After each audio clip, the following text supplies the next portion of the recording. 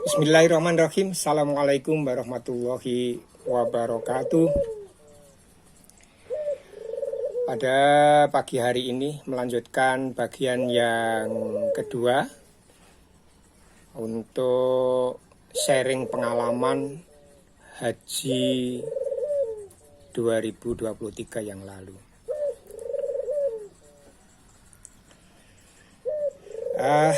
Untuk yang bagian kedua ini kami berangkat dari Lirboyo, Aula Muktamar. Itu sesuai dengan pengaturan dari panitia, tidak boleh banyak-banyak yang masuk ke sana, hanya tertentu saja, taati saja supaya lancar. Kemudian waktu di Sukolilo itu nanti kita akan kita bermalam satu malam mungkin di sana. Itu keluarkan pakaian yang seperlunya saja di Sukolilo itu. Dan alhamdulillah sudah tertata rapi untuk di asrama haji itu. Jadi gunakan waktu sholat untuk selalu di masjid di asrama Sukolilo itu. Itu jangan lupa kalau memang memungkinkan bisa membantu yang lansia-lansia. Itu kemudian yang penting lagi, sebelum kita berangkat menuju ke bandara, itu sebaiknya kalau memang tidak diumumkan tapi saya sudah menyarankan bahwa sebelum kita masuk ke antrian ataupun checklist di asrama Sukolilo itu mbok dihimbau, mbok yao jamaah itu supaya dihimbau supaya buang air kecil dulu, karena checklist itu pengarahan itu sampai berapa jam itu juga. Terus nanti kita masuk ke bis itu masih ngantri lagi, ke bandara pun juga begitu, kita naik pesawat itu tidak bisa langsung kita ke toilet, jadi memakan waktu lama itu. Sebelum lagi nanti penerbangan itu kan kita 10 jam, tapi memang setelah itu juga kita diperbolehkan untuk ke toilet, tapi alangkah enaknya kalau usia yang lanjut ataupun yang kondisinya tidak bisa menahan pipis, pada waktu pengarahan untuk menuju ke aula di asrama haji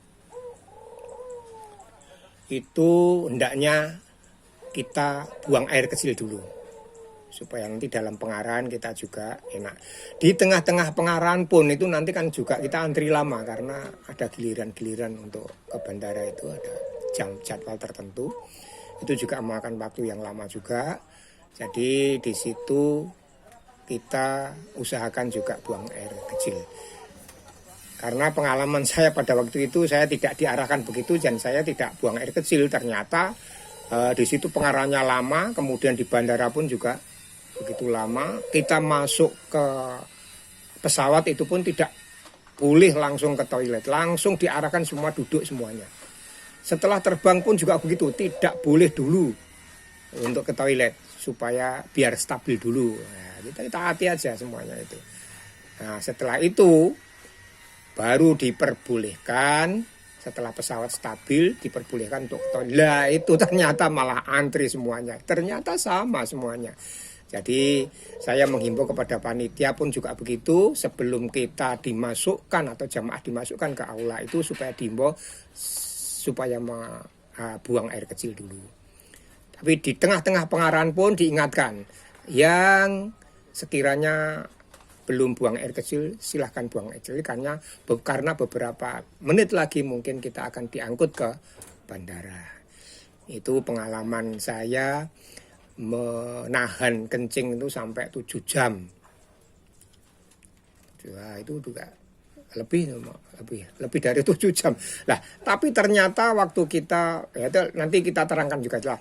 Tapi yang jelas pengalaman yang dari Sukolilo itu dari sholatnya begitu. Kemudian waktu ke bandara pun juga begitu, waktu naik ataupun take off itu pengalaman semacam itu. Jadi itu dari buang air kecil. Kemudian kalau memang tidak diarahkan waktu-waktu sholat di atas pesawat, nah itu tolong tanyakan kepada yang berwenang, mungkin kiai kloter ataupun ketua kloter ataupun siapa saja waktu-waktu sholat. Karena di pesawat saya pada waktu itu tidak diberitahukan bahwa ini waktunya sholat apa semacam itu. Jadi pada waktu itu KBIH UNU ya, sekarang pakai umroh itu ya memang pada manasik memang sudah diberitahu, tapi pada waktu keberangkatannya itu kita tidak diingatkan, jadi kita mandiri lah. Saya lihat juga begitu, waktunya sholat, udahlah nanti tanyakan pada pembimbing-pembimbing ataupun yang memberikan manasik itu sebaiknya sholat itu bagaimana. Karena memang di pesawat itu banyak sekali pahamnya juga. Ada yang nanti bisa dikodok, ada yang tidak ya. Kalau seperti saya, pokoknya waktu sholat ya. Nah, ternyata pada waktu itu kita berangkat jam berapa itu ya, jam 7 sampai jam sana, kita jam 12, jam 1 lebih itu kita sholat tahajud, itu ternyata di sana masih jam 9 atau seperti apa itu jam, itu ikut jam riyad itu.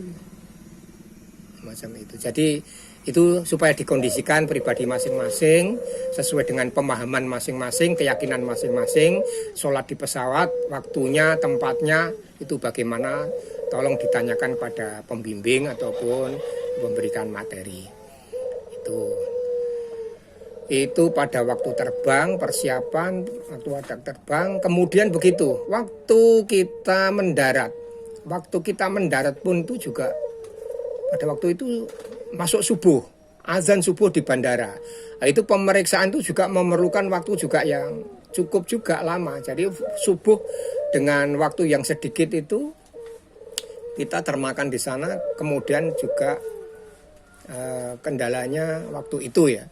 Waktu itu kita di dalam bis mau masuk hotel itu sebetulnya masih memungkinkan untuk sholat subuh pada waktu itu. Tapi di dalam bis itu kita belum bisa masuk hotel, entah karena alasannya apa, yang jelas kita masih di dalam bis sampai agak matahari udah terbit itu juga. Kalau kita ndak pinter-pinter mensiasati diri, itu kita ketinggalan sholat. Makanya itu harus waspada itu waktu-waktu sholat, karena tidak ada toleransi untuk sholat itu. Harus sholat itu, apalagi kita pergi menghadap Allah menuju Baitullah, sholatnya keder. Itu untuk waktu di bandara kita perhitungkan itu kalau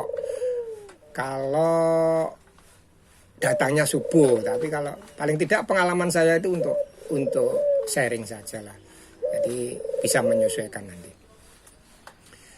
Itu kemudian pada waktu masuk di hotel Madinah, pembagian kamar pun itu juga memakan waktu juga. Jadi harus dihemat energinya. Kemudian diperhitungkan juga kalau di sana diberi kesempatan 8,5 hari. Jadi arba'in 5 kali 8 40, arba'in masih nutut. Itu harus terenten. Itu harus tepat waktu dari awal subuh. Kalau bisa subuh di Masjid Nabawi. Sampai terus nanti 5 waktu sampai gilirannya kita mau ke Mekah. Itu. Karena pengalaman kita banyak teman-teman yang tidak terenten, akhirnya jadwal ke Mekah dimajukan. Lah itu yang, tapi meskipun tidak fatal ya untuk arba'in, insya Allah saya setelah zuhur itu berangkat, saya sudah pas 40. Jadi arba'in sudah lengkap. Tapi banyak teman-teman yang tidak lengkap karena yaitu godang waktu sholat jamaahnya. Itu yang perlu diperhatikan kalau memang kita mengejar arba'in. Kemudian pada waktu sholat di Madinah itu juga diperlukan penyesuaian fisik. Karena kalau mengikuti KBIH NU itu nanti di Madinah itu akan ada tur mengunjungi apa itu. Tapi saya pada waktu itu saya tidak ikut, istri saya yang ikut karena saya pada waktu itu agak mimisen ya, karena pada waktu panas semacam itu ternyata ya kita sempat mimisen. Jadi saya tidak berani karena belum, kita yang intinya belum melakukan. Kalau tur kemana itu kan itu hanya tambahan saja lah. Kalau arba'in itu kan juga sunnah juga.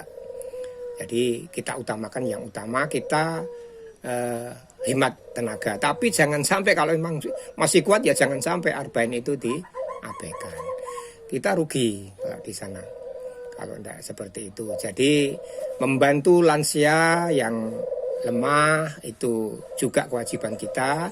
Memperhatikan kondisi fisik kita untuk mempersiapkan pada waktu intinya di Makkah, di Arafah, Mina dan Makkah itu kita betul-betul fit. Itu sementara untuk bagian yang kedua ini di asrama Sukohaji Sukolilo harus dipersiapkan betul pada waktu mau berangkat, karena di dalam bis itu nanti sudah tidak ada air minum lagi itu. Pada waktu di Sukolilo itu ke bendara tidak boleh bawa air minum, itu harus ditinggal semuanya. Itu sementara dari saya Anindito Aryono, Rooftop Cafe Kediri, Wilis Indah. Assalamualaikum warahmatullahi wabarakatuh.